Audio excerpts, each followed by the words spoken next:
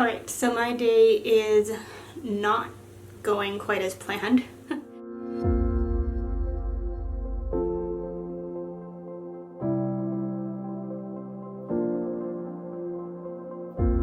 Here I am, 32 weeks and 4 days pregnant. So it's been a couple weeks since I gave an official update. Welcome, if you're new here. Thank you to those who have subscribed recently, and my name is Erica. I make videos documenting my pregnancy journey, expecting my first child while having an autoimmune disease. So that is actually one of the reasons why my day is not going the way I quite expected it to. Today, I just got a call from my OB maybe an hour ago requesting that I come in for blood work this afternoon. So I guess I'll include more about that and the results of that in a future update. So if you're not subscribed but you want to follow this journey, be sure to hit the subscribe button so you are notified when I come out with updates like this. It has definitely been an interesting journey, just figuring this all out as we go along. But so far, overall, it's been a lot of good news and a lot of just relatively smooth sailing so far, thankfully. Enough about all that, let's jump right into the update. Alright, so what's up with your baby? She's starting to get ready for her big debut, tipping the scale at 3.5 to 4 pounds and topping out at 15 to 17 inches this week. At 32 weeks pregnant, you're likely feeling tapping and squirming instead of your baby's signature rocking and rolling. That's because, while comfy, your baby is a bit tight for exercise space right now. She's actually back to a curled up position. You should try standing up in those cramped quarters. Between 32 and 38 weeks, your baby will probably settle into the head down, bottoms up presentation in your pelvis in preparation for birth. And I would have to agree with those statements. As baby continues to get heavier, I can definitely feel it. The kicks are getting stronger, and I've also been feeling a lot of pressure up against my scar. And it doesn't hurt. I would say 9 times out of 10, I don't feel any pain whatsoever. There's the odd time where it feels, I'll kind of get like a stinging pain or a bit of a bruised feeling. But overall, it's just been a lot of pressure up against that area. And if I'm right in guessing her position right now is that she's still head up, if that is the case, then she really seems to like to rest her head against a particular spot on my scar. And it's like, I don't know, she thinks it's a pillow or something. And she'll just snuggle in there. And yeah, it's interesting. Again, I don't even know if I have that right. I could be feeling something completely different. And as for my symptoms that I've been experiencing for the last couple of weeks, it's been a lot of shortness of breath and insomnia, which I think I've mentioned in previous videos. That kind of seems to just be the recurring theme at this point. But I've also been noticing a lot more, like my feet are, they say they grow, but really what's happening is the ligaments are relaxing in your feet, essentially causing just the bones in your feet to spread out more. And so I definitely have noticed that. My shoes are not fitting the same way as what they used to. The sun just went behind the clouds. Wanted to try that. And then it's gonna come back out. Okay. Try to find the happy medium here. So yeah, noticing stretching in my feet.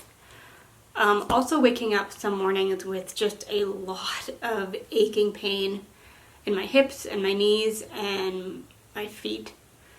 I'm assuming this is just happening after days where I've been standing on my feet a lot in the kitchen or what have you. We have a cement floor in our apartment, and so not a lot of cushioning, unfortunately. And then also having starting to experience some stretching or more stretching within my pelvis, and it's proving to be a little bit difficult to stand up and walk around at times. particularly towards evening, whatever it is, everything's pretty loose back there, and if I'm not really being careful, things seem to want to temporarily slip out of joint, and my leg will lock up on one side or the other. So not the most pleasant experience, and I'm just accepting the fact that it's all part of the process. I've been having a lot of congestion, particularly at night. It's a problem, but then also when I lay down, it seems like I just have a lot of air that wants to come up, but then it stops right about here, and it just feels like I'm trying to swallow and breathe past the marble in my throat. So one of my sister-in-laws actually suggested gripe water to me. So I've tried that a couple times now, and it seems to be helping. So I'll continue to try it and see whether it's really working or not. And then when I am sleeping, the pregnancy dreams. Whew, they are pretty wild and crazy a lot of the time these days, and just so vivid. And then with the insomnia, I am having certainly spells during the day, during the week, where I'm just getting absolutely nothing done. Like my day just is a complete wash. Which is, again, just another difficulty. And in my mind, it shouldn't be like this. I should have energy. I should be able to sleep at night when I want to sleep and be awake during the day when I want to be awake. So it's just been a mental battle this entire time, from the first trimester until now. And there's also knowing that once the baby is born, that's not necessarily going to get better. And I know that I do not function well on very little sleep. So it'll get interesting, to say the least. I'm going to need to learn a lot about coping with my emotions. And then the last couple things is that I've been continuing to struggle with overheating at times, but somehow not sweating quite so bad anymore. I can stick to 1 to 2 shirts a day instead of 2 or 3. And it's actually cool enough to wear a sweater. So I'm excited about that. I'm sweating in this right now, but it's cozy, so I'm going to keep it on. And no, I have not experienced any Braxton Hicks yet that I've been aware of. Alright, and then lastly for this update, I've been getting a lot of pretty common questions over the last several weeks, and so I wanted to do a little bit of a mini Q&A, I guess, and try to answer some of those questions. We'll just jump right into it here. Doctor or midwife? I went with a doctor because of my autoimmune disease, and I just figured it would be, with all of the unknowns, not knowing how much additional monitoring I might need, we just figured that it would be best to just stick with the OBGYN that I had been seeing previously.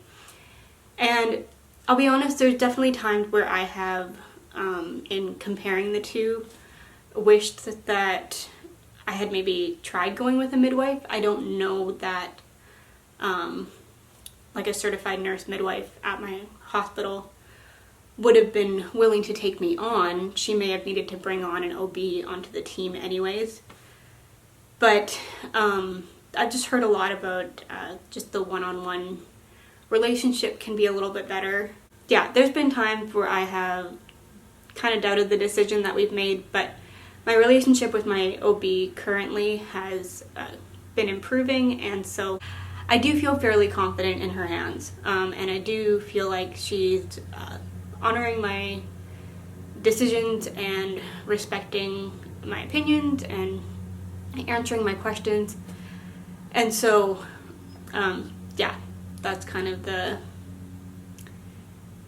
lowdown on why we went with an OB and went with a hospital. When is your due date? I, for the longest time, kept telling people mid-November. But specifically it is November 14th, but I mean mid-November. We don't know whether that's going to be 2 weeks early, a week late. Babies come when babies come. So, am I planning on getting an epidural?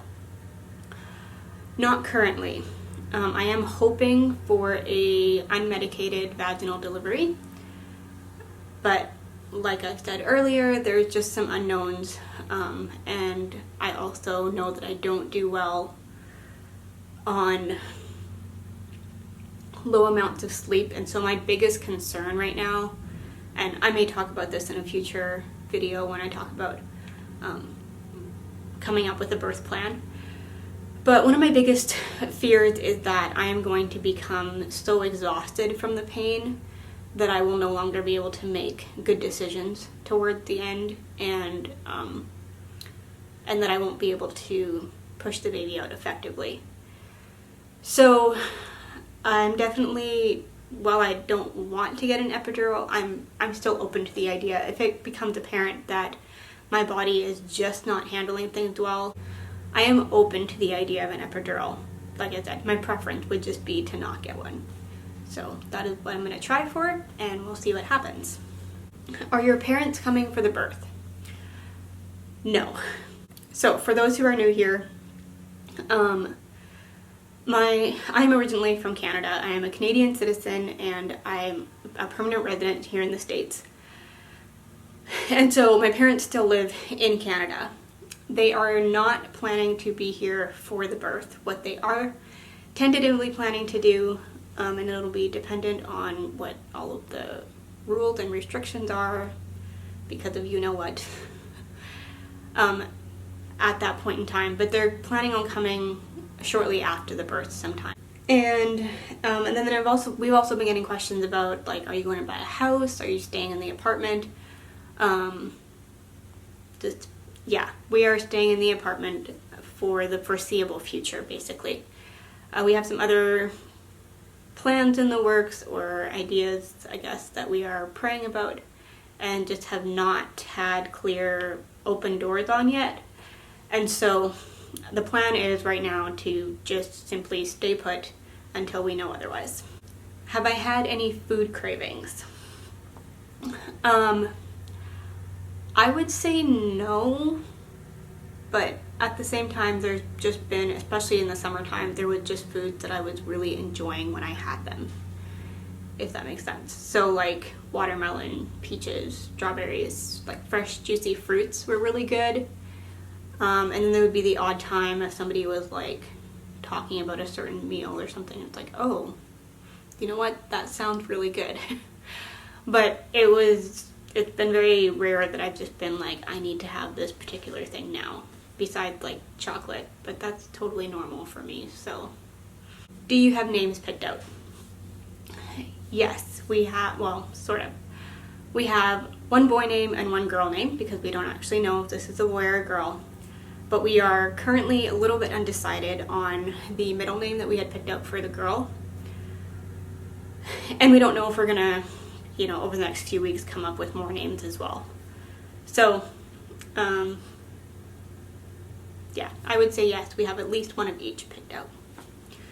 Alright, that is all I have for today. Thank you for watching. Leave a comment down below if you have any further questions that you'd like me to answer, and we will see you in the next one.